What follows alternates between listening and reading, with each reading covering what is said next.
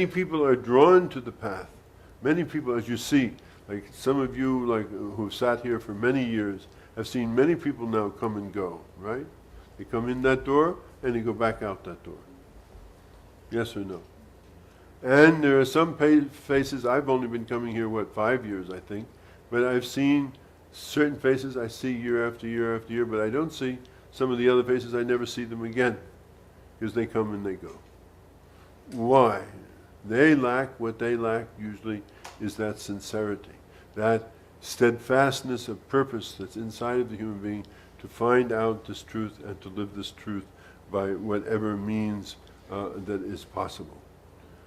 So,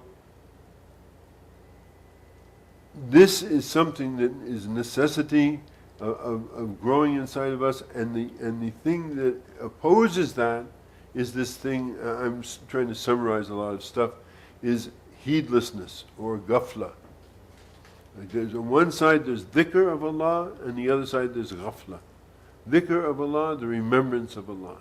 So we need to do a lot of dhikr of Allah. We need to do a lot of ibadah, not for Allah, because Allah doesn't benefit by our dhikr. Allah doesn't benefit by our prayer. It's because I pray doesn't make Allah more than Allah is already. Allah is what Allah is. I benefit by it. So I have to find a group of people who also share that amongst themselves, otherwise I'm alone. And alone is very difficult. There are people who, these are called farad. There are people who do this on their own. But these are very few. You need this group of people. You need these 40 people, 50 people or so, who are likewise involved in doing this together, because each of them support one another, and each of them are what make it work.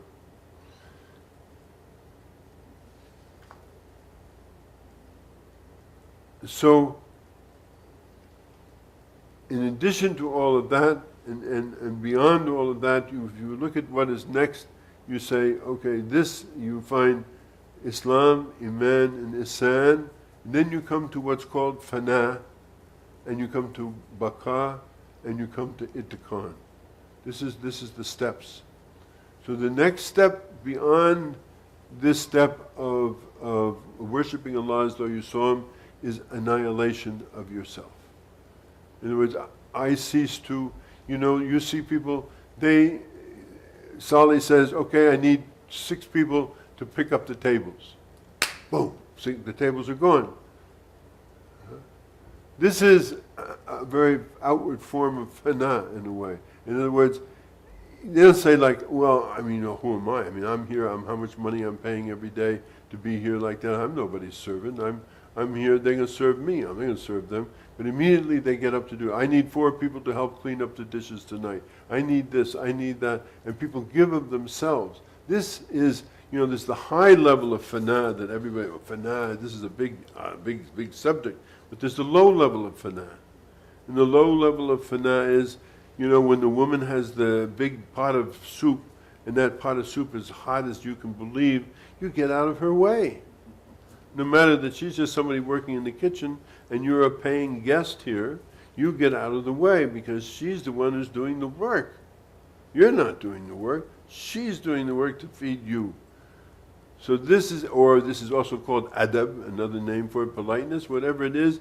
This is what the next step you have to develop in yourself, which is that I'm nothing. Like what Siddhi says, I'm just a poor nothing. I forget exactly what it says. I am nothing, I am very poor. Every time he always says that, he means it. This is what he is. He knows he's nothing. Because you have to reach to the understanding that you're nothing. As long as you think that you're something, you're nothing. Once you realize you're nothing, you become something, so as to speak. But this is very, very necessary to understand, not, as I say, the very high level of fana, which is there are very high levels of it, but the simple fana of knowing, of giving of yourself, of giving away of yourself, of giving, of not making much of yourself, of existing along with everybody else, of coexisting with other people. This is fana, not insisting upon me, or I, but I'm here to serve. This is called mastery through servitude. And then there is the subsistence in that, and then that becomes your way of life. You simply have that way of life that you're a servant. All of us are servants of each other here. All of us are here to help each other. And when that develops inside of people, when they have that as a way of being with each other, that what can I do for you, or what can you do, and how can I do this, and like this, then the community changes. You can see it right before your eye in terms of the way that the whole of the community work together. And then that is replaced in term by this thing of ittiqan, or yasin, or certainty. So briefly, fana means to forget everything except Allah, not as such only as a high thing, but as a simple thing. Then to develop that to the point where that becomes your way of life, and from that you reach to the point of certainty. And this is what we talk about in terms of the people who finally become, what they call the people of the khas, the people who are gone beyond like the various prisons of the various stations and so on and so forth like that, and reach the point of life of non-existence, the life of non-existence, so as to speak. I don't exist. It's just what he says. Believe me, I'm a very poor person, right? How many times you saw him, he goes like this, how are you? I'm between the fingers of Allah like this. This is what all of us have to reach as a community, as individuals, and as seekers on the path, is this understanding. Not only our relationships with our teacher, but our relationships with ourselves and our relationship with our own self. Because when these are all in play, and when these are all working, then, and again, if you have 8,000 people, it's very hard to see how this all works. But when you got 40 people, 50 people, 60 people, something around this, my friend Sheikh Rashid's place, they have 60 people, 65 people. They've been living there for 20 years together.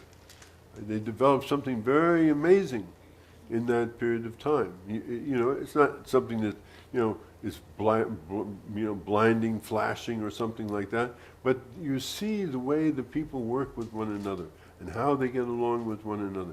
And this is what's lacking in the world, where everybody's out to get their own. This is what we want to build: integral communities of people who pray together, fast together, work together, love with one another. All of these things have at their head somebody who can answer their questions authoritatively, so that we don't argue about who's right and who's wrong all the time. Sheikh is right. It's simple. He's right. We don't have to go through all these things. And if not, if we really want to give him, we always have Quran, because sometimes he's not right. It's just like the time when they came to the Prophet ﷺ and they said, "Ya Rasulullah, we got this problem with these date palm trees. Date palms don't cross-pollinate naturally. Date palms for centuries have been made to grow by, you go up in the trees with like little brushes, and you take the pollen from one thing and you put it on the stamen of another thing, and this is how they do it." So something, he didn't like the idea about it, I don't know, whatever it was. He said, no, it's not a good idea, don't do it, right? And that year they had a terrible date crop. And they came back to the Rasul, and they said, "Ya Rasulullah, what's with this? You told us not to do that." And he said, "Hey," I'm a prophet, not a farmer. In other words, you have to understand that no matter who the sheikh is, the sheikh, he's a human being too, you have to give him his room in a certain sense to know, that he's not a date farmer. He's the sheikh. That's what he does, and that's what he really does, and that's why we value him. So hopefully, inshallah, I think that I've reached how much? 15 minutes. I always come to this point of the 15 minutes because I always feel like I've said everything there is to say. But I will tell you a nice thing anyway. He said, the metaphor of this life, of this world, is that of water, which we send down from the sky, he says in Surah Yunus. which mingles with the plants of the earth and provides food for people and animals. Then when the earth is at its loveliness and takes on its fairest form, and its peoples think they have it under control, our command comes upon it by night or day, and we reduce it to dried out stubble, like in the Midwest, as though it had not been flourishing just the day before. This way we make our signs clear. The people of Waqt do not preoccupy themselves with what was or has been or before or what comes. They preoccupy themselves with what is right now. That's why we say the Araf is the son of his time, the Ibn al-Waqt. There's neither past, there's present, there's just this in which we're all involved. If you want it to keep raining when it is sunny, or you want it to be hot when it is cold, and you want it to be day when it's night, and good when it's bad, and bad when it's good, and calm when it's stormy, forget about it. You missed the boat. It is what it is. Allah says, I bought you all. I bought your moments, I bought your breaths, I bought your possessions, I bought your lives, and if they are expended on me, and if you give them to me, the price of them is everlasting paradise. This is your worth in my sight. I am a bird. I am like a nightingale. I am a parrot. If they say to me, make some other kind of sound, I cannot. My tongue is such as it is. I cannot speak otherwise. Unlike one who has learned the song of all the birds, who is not a bird himself, but the enemy of birds, who sings and whistles so they may take him to be a bird, order him to produce a different kind of note, and he is able to do so, since that note is merely assumed by him and not truly his own. Neither his song nor his time is anything but somebody else's truth. In closing, what I want to tell you really is I am a beautiful garden. I am a beautiful garden that is set about by a wall. And on that wall there are all kinds of filth and thorns. And the passerby does not see the garden, he sees the wall and its uncleanliness and speaks evil of it. Why then should the garden be angry with him?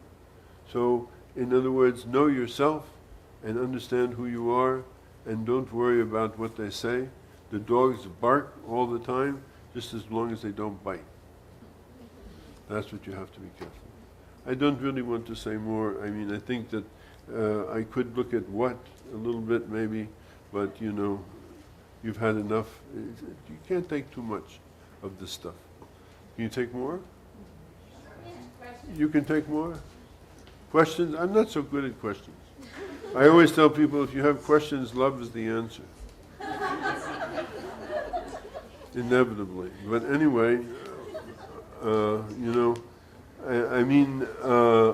I always reach a point in my talks. I love this talk about where, you know, with the heart on it like that, you know, because this is actually very good, you know. There's some very good things in that, you know, about because all of these things take a long, you know, a month or so usually to write, and then, you know, they take time to explain and like that, and you know, it's difficult really to you know, to deal at great. This thing is, a lot of this is about fasting and about the poisons of the heart and unnecessary speech. It's very good to read in Ramadan. He's talking about, I should read it. It's Ramadan, yeah. Talk about it, all right. 10 minutes. 10 minutes, okay. 10 minutes on the heart. Let's talk about the healthy heart. We have a heart surgeon here. The healthy heart. Oh, here's what you were looking for yesterday, Dr. Habib. This is Surah, it's in Surah 26, and it's 88 and 89, the one you were looking for, okay? He says, on the day of resurrection, only those who come to Allah with a healthy heart will be saved. For Allah says, يَوْمَ لَا يَنْفَعُ مَالٌ وَلَا بَنُونَ إِلَّا مَنْ أَتَى اللَّهَ بِقَلْبٍ سَلِيمٍ. There will come a day in which neither wealth nor children will be of any use except for the one who brings to Allah a healthy heart, or a sound heart, qalbin salim. In defining the healthy heart, the following has been said. A healthy heart is a heart that is cleansed from passion, that challenges what Allah commands, or disputes what Allah forbids. A healthy heart is free from impulses which contradict the goodness of Allah. As a result, one who has a healthy heart is safeguarded against the worship of anything other than Him, seeks the judgment of no one other than of His Messenger. Its services are exclusively reserved for Allah, willingly and lovingly, with total reliance, relating all matters to Him in fear, in hope, and sincere dedication. When the person of a healthy heart loves, it's love in the way of Allah. If it detests in the light of what Allah detests. When it gives for Allah. When it withholds for Allah. Nevertheless, all of this will not suffice for its salvation unless it's free from following or taking as its guide other than the Messenger. A servant with a healthy heart must dedicate it to its journey's end and not base his actions or her actions upon speech of those other than any person other than the Prophet of Allah subhanahu wa ta'ala. He must not give precedence to any other faith or word or deeds over that of Allah and His Messenger. Allah says, Ya ayyuhalladhina amanu, la tukadimu bayni yaday Allahi wa rasuli wa ittaqullah, inna Allaha samiyun alim. O you who believe, do not put yourself above Allah and His Messenger, but be aware of Allah, for Allah is hearing and knowing. And He contrasts this with the dead heart. What is the dead heart? The dead heart is the opposite of the healthy heart. It does not know its Lord, it does not worship Allah as Allah commands, in the way which Allah likes and with what Allah is pleased. Instead, it clings to its lusts and desires, even if those are likely to incur the displeasure and wrath of Allah. It worships things other than Allah, and its loves and its hatreds and its giving and withholding arise from whims, which are of a paramount importance to it and preferred above the pleasure of Allah. Its whims are its iman, its lust are its guide, its ignorance is its leader, its crude impulses are its motivation. It is immersed in its concern with worldly objectives, it is drunk with its own fancies and in love for hasty and fleeting pleasures. It is called to Allah in the final world from a distance, but it does not respond to advice, and instead it follows schemes and follows the cunning shaitan to get what it wants. Life angers and pleases it, and passion makes it deaf and dumb and blind to anything except what is evil. To associate and keep company with the owner of such a heart is to tempt illness. Living with such a person is like taking poison, and befriending such a person brings about utter destruction. Then he talks about the sick heart. And this is a heart that has life in it as well as illness. And the former sustains it one moment and the latter another moment. It follows whichever one of the two manages to dominate. It has love for Allah, it has faith for Allah, it is sincere to Allah, it relies upon Allah because it gives it life, but it also still craves for lust and pleasure and prefers them and strives to experience them. It is full of self-admiration, which only leads to its own destruction. It listens to two callers, one that calls to Allah and His Prophet and the final world, and the one that is calling it to the pleasures of the world. And it responds to whichever of the two happen to have the most influence over it at any time. The first heart is alive and submitted to Allah, humble and sensitive and aware. The second is brittle and dead, and the third wavers between safety and ruin. So I think maybe we'll proceed along that, knowing these different forms of hearts, in time to come. But really, I do think that enough is enough. Always, there's only so much you can take. The main thing I want you really to take today from what I have to say, I want you to consider very carefully, as a community. You call it the mother house or the mother chapter or whatever you want to call it. This idea, understanding of the 40 or the 45, 50 people. and really finding a way to strengthen those bonds between all of the people who are associated with this Shadli school here, and making it, it's one thing to be looking out and trying to gather more and get more and so on and so forth, but it's another thing to really trying to make this work as a really, because you've reached like what they call a critical point, and you have a real possibility with this place.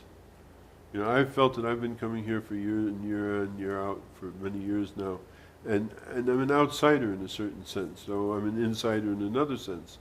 But I see that, that there is you have a real possibility, but you need to, inshallah, to look more closely at ways of forming stronger bonds between the people and helping each other in this thing, and making this to be a really a center in itself, as well as for the university and other things that it may do, is in connecting more among yourselves and in developing greater bonds among yourselves. The Prophet ﷺ, this is what he envisioned. Not these mega communities and mega things and sheikhs with 1,000 murids and you can't deal with it. You can't. This is about as much as you can deal with. Believe me. Everybody here has a wife or a husband or children or a mom or a dad or this or that. And the sheikh, these are all the things that come to the sheikh to deal with. There's a limit to it, And so when you get to this, thing of